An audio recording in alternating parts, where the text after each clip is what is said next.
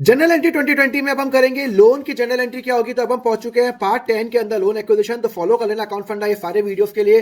देखो मैंने लोन लिया, रिया से लिया वाया चेक। देखो मैंने किसी से लोन लिया तो मेरा तो बैंक बैलेंस बढ़ेगा, तो मेरा बैंक अकाउंट बढ़ेगा क्योंकि उसने मुझे चेक से पे किया। बैंक क्या है, मेरा एसेट है, तो वो क्या हो जाएगा, बढ़ गया डेबिट हो जाएगा। अब रिया क्या है, मैंने रिया से लोन लिया तो मुझे रिया को वापस भी तो फ्यूचर में पे करना है, तो वो मेरी क्या बन गई, लाइबिलिटी बन गई। और जब जब लाइबिलिटी बढ़ती है तब वो क्या होता है, क्रेडिट होगा। तो मेरी एंट्री क्या हो जाएगी भाई, मेरा बैंक बैलेंस तो बढ़ गया और मैंने रिया से लोन लिया। कितने का लोन लिया, मात्र 3 लाख रुपए का मैंने लोन लिया। क्लियर है। अब क्या हो गया, मुझे उसको इंटरेस्ट पे करना है। देखो जब मैं किसी से लोन लेता हूं तो मैं इंटरेस्ट भी पे करूंगा।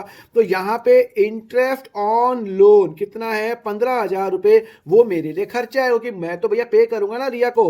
तो वो जब खर्चा पड़ता है तो डेबिट। मैं किसको पे करूंगा, रिया को पे करूंगा। अभी तक मैंने पे नहीं किया क्योंकि ड्यू है, तो रिया लोन अकाउंट को मैं क्रेडिट करूंगा क्योंकि मेरी लाइबिलिटी है, मुझे उसको पे करना है, तो वो क्रेडिट हो जाएगा।